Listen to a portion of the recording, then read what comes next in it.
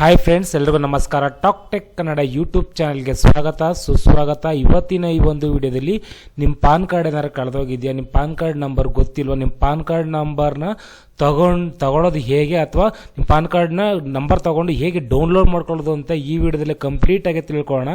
ಈ ವಿಡಿಯೋನ ಸ್ಟಾರ್ಟ್ ಮಾಡೋಕ್ಕಿಂತ ಮುಂಚೆ ನೀವಿನ್ನು ನಮ್ಮ ಚಾನಲ್ನ ಸಬ್ಸ್ಕ್ರೈಬ್ ಮಾಡ್ಕೊಂಡಿಲ್ಲ ಅಂದರೆ ಸಬ್ಸ್ಕ್ರೈಬ್ ಮಾಡ್ಕೊಳ್ಳಿ. ಪಕ್ಕದಲ್ಲಿರೋ ಬೆಲ್ ಬಟನ್ನ ಆಲ್ ಇಟ್ಕೊಳ್ಳಿ. ನಾವು ಯಾವುದೇ ಹೊಸ ವಿಡಿಯೋಸ್ ಬಿಟ್ಟರು ನಿಮಗೆ ನೋಟಿಫಿಕೇಷನ್ಸ್ ಮುಖಾಂತರನೇ ಬರುತ್ತೆ ಅಂತಲೇ ಹೇಳ್ಬೋದು.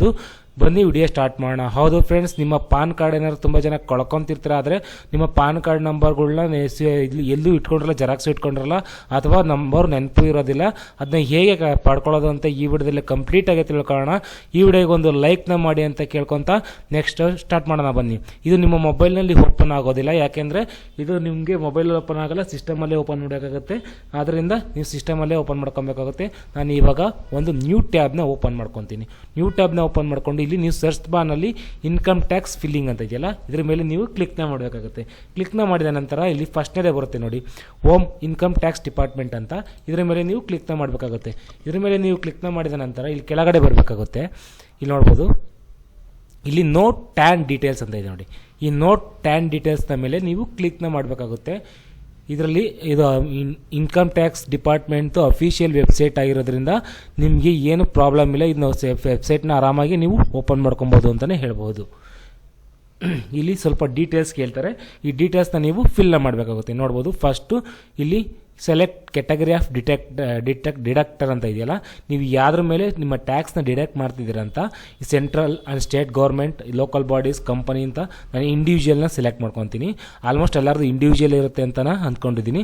ಇಲ್ಲಿ ನಿಮ್ಮ ಹೆಸರು, ಅಂದರೆ ನಿಮ್ಮ ಪಾನ್ ಕಾರ್ಡಲ್ಲಿ ಹೆಸರು ಏನಿತ್ತು ಅದನ್ನು ಎಂಟ್ರ್ ಮಾಡಬೇಕಾಗುತ್ತೆ. ನೀವು ಇನ್ಶಿಯಲ್ ಹಾಕಂಗಿಲ್ಲ.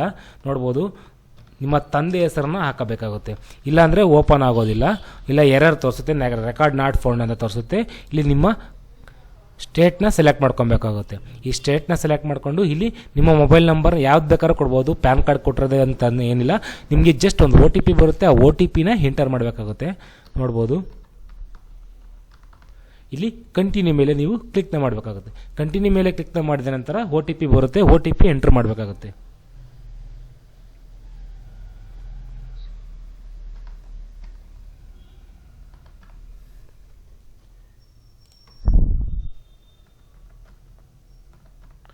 ಇಲ್ಲಿ ವ್ಯಾಲಿಡೇಟ್ನ ಮೇಲೆ ನೀವು ಕ್ಲಿಕ್ನ ಮಾಡಬೇಕಾಗುತ್ತೆ. ವ್ಯಾಲಿಡೇಟ್ನ ಮೇಲೆ ನೀವು ಕ್ಲಿಕ್ನ ಮಾಡಿದ ನಂತರ ನೋ ರೆಕಾರ್ಡ್ಸ್ ಫೌಂಡ್ ಅಂತ ಬರುತ್ತೆ. ನೀವು ತಲೆ ಕೆಡಿಸ್ಕೊಳ್ಳೋ ಅವಶ್ಯಕತೆ ಇಲ್ಲ, ಯಾಕಂತಂದರೆ ನೀವು ಇನ್ನೊಂದ್ಸಲಿ ಇದು ಮಾಡಬೇಕಾಗುತ್ತೆ. ಯಾಕಂದರೆ ಒಂದೊಂದ್ಸಲ ಬರುತ್ತೆ, ಒಂದೊಂದ್ಸಲಿ ಬರೋದಿಲ್ಲ.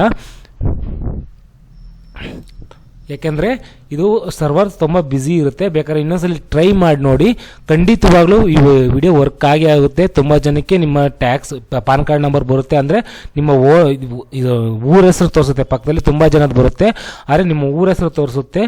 ಅಲ್ಲಿ ನೀವು ಸೆಲೆಕ್ಟ್ ಮಾಡ್ಕೊಬೇಕಾಗುತ್ತೆ. ಈ ವಿಡಿಯೋ ಇಷ್ಟ ಆಗಿದೆ ಅಂತ ಅನ್ಕೊತೀನಿ. ಈ ಒಂದು ಮಾಹಿತಿ ಇಷ್ಟ ಆಗಿದ್ರೆ ಲೈಕ್ ಮಾಡಿ, ಕಮೆಂಟ್ ಮಾಡಿ, ನಿಮ್ಮ ಫ್ರೆಂಡ್ಸ್ ಫ್ಯಾಮಿಲಿ ಜೊತೆ ಶೇರ್ ಮಾಡ್ಕೊಳ್ಳಿ ಅಂತ ಹೇಳ್ತಾ ನೆಕ್ಸ್ಟ್ ವಿಡಿಯೋದಲ್ಲಿ ಸಿಗ್ತೀನಿ. ಅಲ್ಲಿವರೆಗೂ ಟೇಕ್ ಕೇರ್, ಬಾಯ್. ಜೈ ಹಿಂದ್, ಜೈ ಕರ್ನಾಟಕ ಮಾತೆ.